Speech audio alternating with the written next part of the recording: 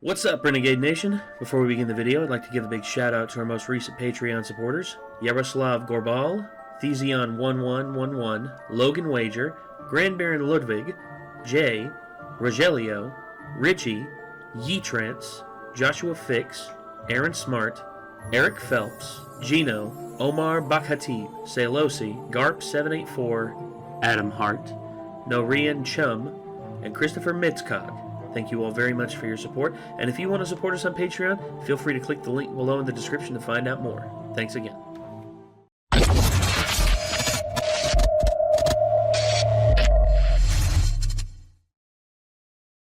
All right.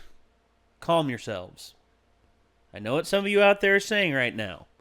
Hey, we requested this in that one Space Hulk video that's Russian Badger released. Actually requested this in like every 40k video. Oh, that's right, yeah. But here recently, a lot of people have been just like, watch this. I think we should probably say, too, there are a lot of comments telling us to watch The Emperor Has if the Emperor has a text-to-speech device. Yeah. There are also a lot of other comments saying that without knowing the lore, we wouldn't get half of that. So, I mean, maybe if we watch a bunch of other stuff first and we start to feel slightly confident in what we know about 40k, then we could do that like last. But okay, it's just like, I don't want to disappoint everybody with like doing a reaction to something that everybody really wants us to do, and then it's not a good reaction because we're just sitting here like, huh? Like half the time, you know? Yeah. We'll just be like those. Because people tend to do that thing a lot. It's like, they just didn't even react to that joke. And it's like, well, we didn't know it was a joke because we don't really know about it. We'll be like the cast off of Drawn Together whenever something comes up that's too big for our feeble brains. Pretty much. Like space. Yeah, like kind of like a jackass. So we're doing something called HELSREACH. HELSREACH is a series and a movie on here on YouTube, done by Richard Boylan. So I don't know where the hell this is going to go, but I do know one thing. People have been requesting the hell out of it, and it's Warhammer 40k related, so let's just jump right into it. Let's, as Philly D would say. Let's see, there we go. So this is HELSREACH Part 1, the prologue. Here we go. Wow. We're going to do Part 1 and 2, so no endorsement by Games Workshop.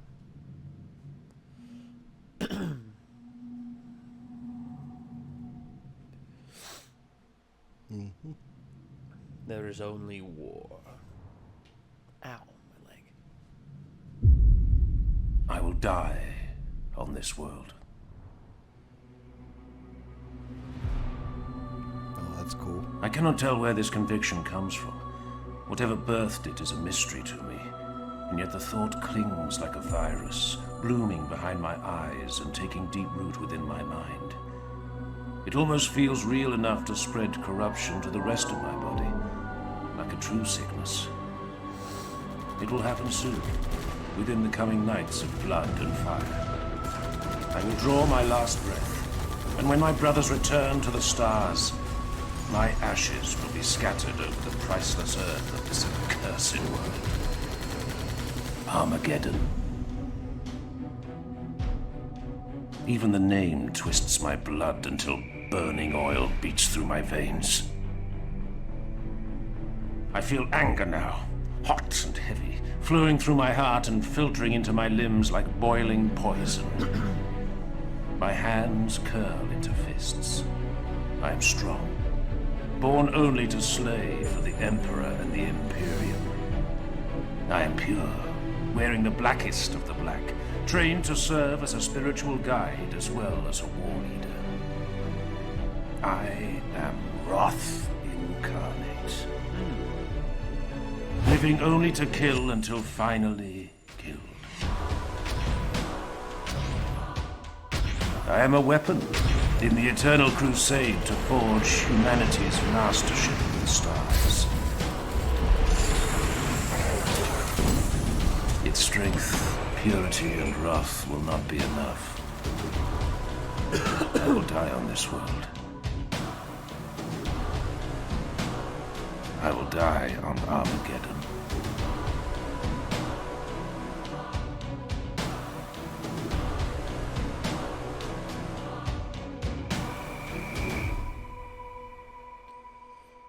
Cool. Okay. I like the art style. Oh, yeah. All right, now off to part 2. Wow.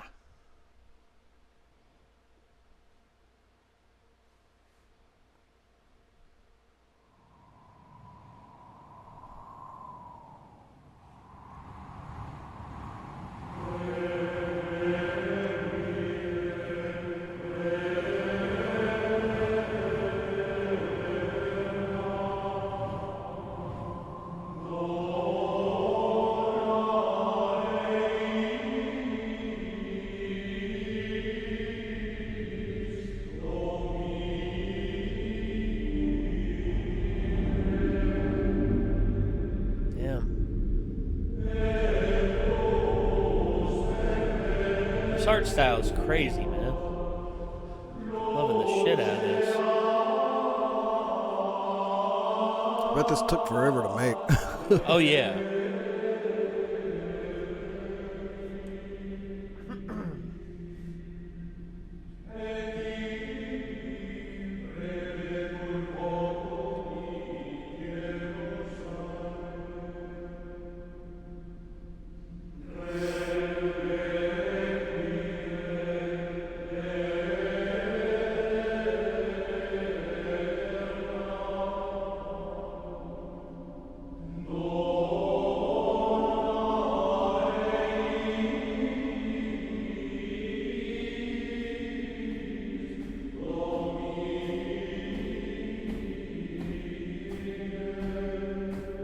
I wonder what the floating skull is.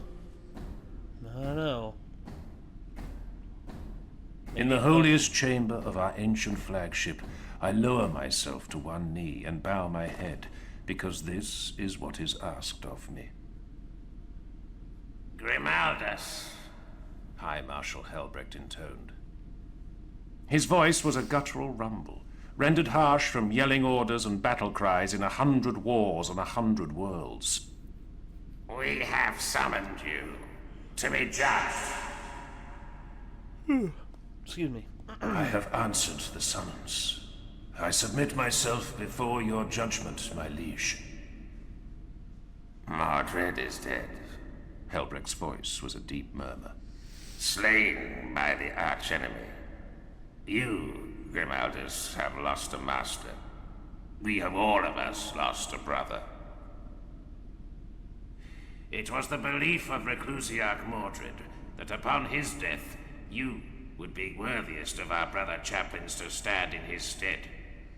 His final decree was that you, of all your brethren, would be the one to rise to the rank of Reclusiarch. The figure inclined his head in greeting. Arterion, we draw near to our destination. I took the liberty of readying the squad for planetfall. This world will burn. It will not be the first, nor the last.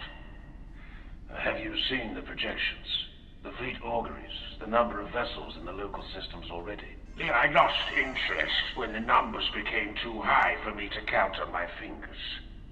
Arterion snorted at his own weak jest. We will fight and win, or fight and die. All that ever changes is the color of the sky we fight under, and the shade of the blood on our blades.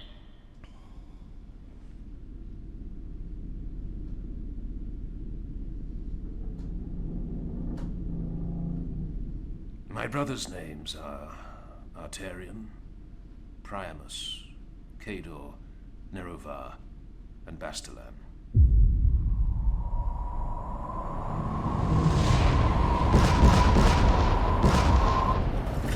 These are the knights that have waged war beside me for decades.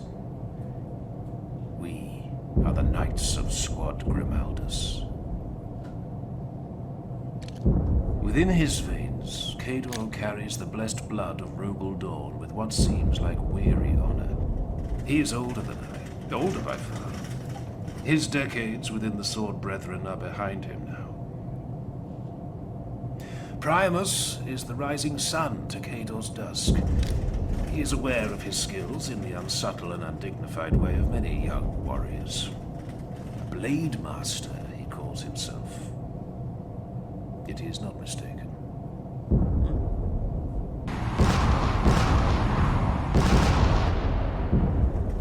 Arterion is... Arterion. My shadow, just as I am his. It is rare among our number for any knight to lay aside personal glory, yet Arterion is the one who carries my banner into battle. Nerevar is the newest among us.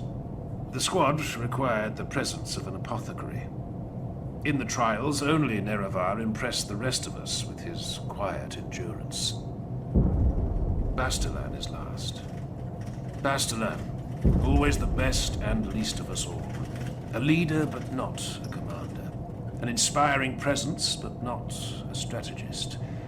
Forever a sergeant, never fated to rise as a castellan or marshal. My brothers go through the same rituals of checking and rechecking. A curious sense of unease descends upon me.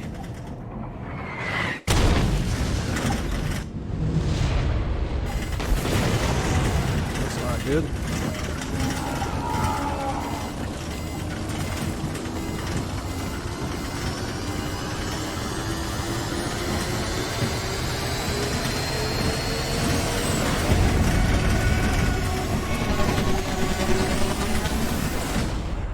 I have heard from Great and Lograine of the Sword Brethren that there is talk of the High Marshal nominating you to lead a crusade. It is my belief, not merely the wish of your fallen master, that you should take the honor we offer you down. You have waged war at my side for 200 years, Grimaldus. Will you stand at my side as Reclusiarch of the Eternal Crusade?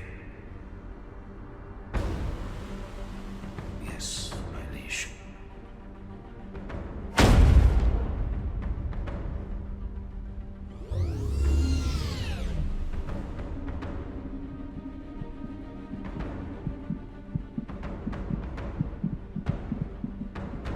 I dub thee Reclusiarch of the Eternal Crusade, as a knight of the Inner Circle. Let that be the last blow you receive unanswered. It will be so. My liege. It's a hell of a knighting As it should ceremony. be. Slid out on my bitch, slapping them basically. Man.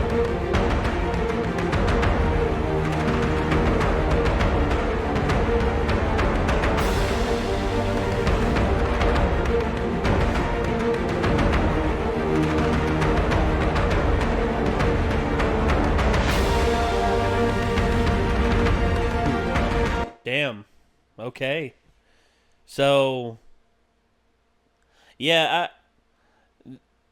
I dubbed the Sir whatever of who's it versus. Well, shit. Here goes the mouse. United the mouse. Yes, it did. Gave the mouse a damn good thrashing. So, just... I dub thee my second in command. Let that be the last blow you have unanswered. Jesus. Not sure how knighting ceremonies go, but that's pretty harsh. Pretty damn harsh. Oh, well. Yeah, that was pretty cool. Oh, yeah. Digging the kinda- art style of this. I want to know what happens because it looks like they're crashing in a pod and it's not going to go well. Yeah, some of them, and one of them looked like they were on fire. He was just like, ah! I don't know if it was him that was on fire or if it was just the banner he was holding, but I couldn't really tell. Well, Maybe the armor's enough that even if they do catch on fire to an extent, they'll still be all right. oh yeah, well, it takes a lot to kill, from what I've seen, it takes a lot to kill a Space Marine. A Yeah. lot. So I'm kind of like, if this was anybody else, I'd be like, well, they're all dead, but like, I'm pretty sure that like they're just gonna hit the ground and just get out and be like, that sucked. Yeah, they're just going to be like, well, you know what they say, chicks dig scars. Yeah, Of course, that's not what's on their mind. pretty much. Their primary modus operandi is serving the Emperor. That's it. Which, okay. I mean, I've never I've never been devoted myself to one person entirely like that. I couldn't. It's a strange concept to me, a foreign concept to just be like, I will devote my life to following this person and no one else, and that's it, the be all end all. Never been like that, but this, God, the Warhammer story or the Warhammer lore is just it's dripping with possibilities. Look, okay. Whoever if Games Workshop wanted to, they could produce films. And I know that their films are a huge financial risk. Huge. Massive. But imagine if Games Workshop formed a production company and teamed up with a publisher that helped them out, but let them have free reign over what was in their universe. For instance, there's a film company out there right now who is desperate for a big franchise because, number one, the ones that they were trying to make all failed, and number two, the one that they currently have that is still keeping them in business looks like it's probably going to be on the downturn here soon, especially here in the States. That company being Universal. If Universal, and plus, I think it fits well. Universal presents Warhammer 40k or something like that. What do they have that's still running? The Fast and Furious franchise, but that's going to be wrapping up potentially after Fast and Furious 10, which that's 2 more films in the main storyline, and that's it. If they're wanting to look long run, they really need to talk to Games Workshop and be like, hey, we will give you full creative control over this. We will do, the only thing that we ask is that you make the film at least under 2.5 hours. You make the film under 2.5 hours. That's all we request. Yeah. And what you could do is effectively tell a good anchor point story in the Warhammer universe for people to sink their teeth into and build on like they did in the Marvel Cinematic Universe. That's just like the anchor point for it was Iron Man. The anchor point for the Marvel Cinematic Universe was Iron Man. And they built from there. Now what you can do with the Warhammer 40k, and I know people are going to be mad, it's like, how dare you compare the MCU to Warhammer 40k? Here's the thing. The MCU is successful.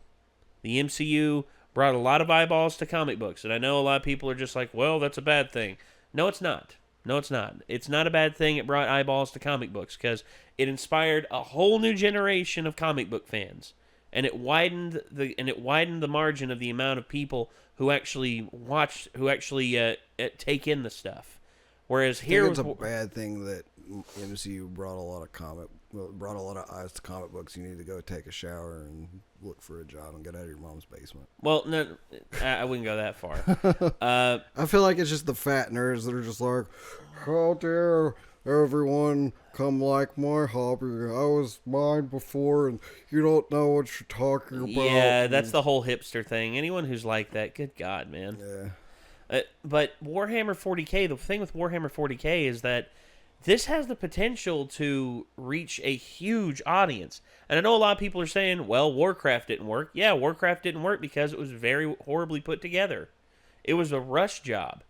A horrible rush job. They had such a great cast. They had Travis Fimmel. They had Paula Patton. The thing is like, you have to appeal to your original fan base when you make something new like that. And Warcraft didn't do a good job of appealing to its original fan base with what they showed. No, they didn't. So no, they wasted a hell of a lot of potential with that. If you appeal to your original fan base and make something good enough, other people will also be like, "What's this? This looks neat." And then you'll get a lot of new people too. Well, yeah, and there is such a thing as adaptation, in which there's a lot of elbow room in the Warhammer 40k universe. The lore is set, but there's still a lot of breathing room for a lot of stories to be told. That's the whole point of it, really, is like it's a universe where they have set up the universe and the stories that take place in it are essentially limitless. Yes. That's kind of like how comic books work too. So that's a good comparison in my opinion. Like comic books are universes that are set up, but the stories that can take place within those universes are, to an extent, limitless. Yeah, and just like here, the amount of lore that you have here that is basically expandable you could do like is a good, literally probably limitless. First run of Warhammer movies that just reestablish the lore for everyone getting into it and bring it to life for everyone who already knows it. I would show everything from the Space Marine perspective. That I would probably at least start with that. I would do at least a 3-film thing. What I would do, Space from what Marine I've heard so universe. far, is I would start it out with like a summary of what the events that have led up to a point, which are, in the beginning, the old ones created these races. Well, and I would do it sort of how Wonder Woman did it. You show panels, show Yeah, pictures. like- Don't put scrolling text on the screen. You put scrolling Right, text right, on the yeah, screen, yeah. people are just like, Show some pictures and stuff. Like make it like almost even like, comic book frames if you yes, wanted to. yeah, do that. And show like this race of like the I can't remember what they're called. They were like the pre-Necrons, basically, a little bit before the Necrons were living machines, and like their star gods or whatever, and then how they got turned into the Necrons, and they were at war with like the Eldar. And during all of like humanity's build up and everything, there was a guy called the Emperor, and blah blah, and kind of introduce him, and maybe start out like towards the beginning of the humans, like I guess introduction into the 40k universe, like use that as a jumping off point from there after summarizing the events before. So that's kind of how, like people have told me, like there's a lot of inaccurate lore in his videos, but that's kind of how Luton did it with what I've seen so far. Is he explained all of those beforehand events, and then started off with the human empire and like their build up and how they came to be and everything. Yeah. And then he's gonna explain like all the other stuff after that. And I'd love to see this expanded on and just brought it, not necessarily brought into the main. When I say brought into the mainstream, I don't mean that people are going to lose a personal connection with this. No. Yeah. Truth is, when It doesn't have to be like your mom is now like a 40k fan or anything, but like, just make it like where you can expand on the I guess the storytelling available within the universe in a different medium. Yeah, and they've done it in video games. They've done it with card games. They've done it with board games. So why not I still try don't film? know why Magic the Gathering has not tried to make a movie either. Maybe they have. It's just they really don't know where to start with it. Maybe like Whereas it's just they're to an extent like anthological in their lore. So there's just a lot of different options. They could do almost anything with their lore. Well, and here's the thing with Hollywood nowadays. Hollywood is literally running out of ideas. And everything's a remake. Like the hobbyist Everything. community has never really run out of ideas. They're just like almost a It's a wheelhouse fountain of just ideas. creativity. It's a wheelhouse of creativity. Yeah. That's literally what it is. I mean, you look at the Games Workshop. You look at the people who created Dungeons and Dragons. You look at all the stuff. I mean, everything. people have tried like Dungeons and Dragons movies and stuff. I know, but but the primary issue with that was it was terrible. yeah, I mean, the movie was an absolute nightmare, and it made no logical sense, or in terms of the Dungeons and Dragons universe. well, plus it's like Dungeons and Dragons, in my opinion. Like, I'm probably gonna get flamed for saying this from any D&D fans.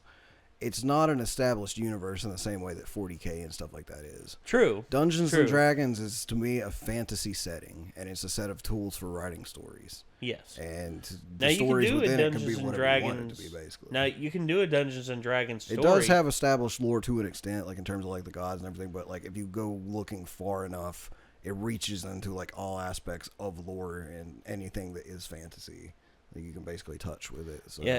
If it's not anything- really, it's a pretty much limitless like set of tools used for telling stories, and it doesn't have to be one As a thing. matter of fact, you could do a story in the Dungeons and Dragons universe called "The Search for the Everstone," a Dungeons and Dragons tale, or something like that, and set it within the bounds of what the Dungeons and Dragons universe has set up.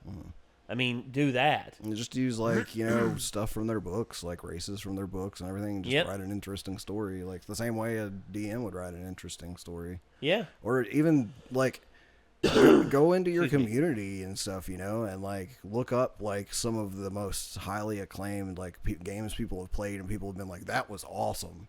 You know, and just talk to those DMs and be like, would you guys be willing to write a story for a movie? That. Yeah, I'd be up for that. But with Warhammer 40k, I mean, there's a huge amount of already established lore with all the races and all the stories. There's also their and writing team, the people who have written their lore already, or the people who would hit up to write those movies, in my opinion. Oh, yeah. I mean, there's a bunch of people who if anything, they could be script advisors and consult. Because if there's one thing about Hollywood is that it's a members-only club, is that they really don't like it when people outside of their Directors Guild or Screenwriters Guild or Actors Guild get involved with stuff. They're seen as a part of their traitor. problem. They're limiting limiting themselves in terms of creativity. Exactly. They formed all these unions, and they've effectively scalped the creative muscle, all because they don't want to be without a job. Here's the thing. Hollywood actors I respect actors for what they're able to do, but there are millions of them. Millions of actors who have just as much talent as anyone else out there. It's just most of them aren't given a chance because they don't know somebody, or they weren't in the right place at the right time.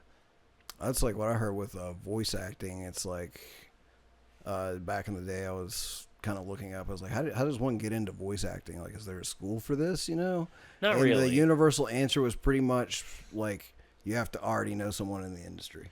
Which, it's even if you send your tapes in and stuff like that, they're not even going to listen to them unless you know somebody who already works for them. Which I do know somebody. I mean, I know he's a former script advisor and director at Funimation Studios, which Funimation's sort of been in hot water over the last few months. I mean, given everything that's happened. But, oh God, how did we get here?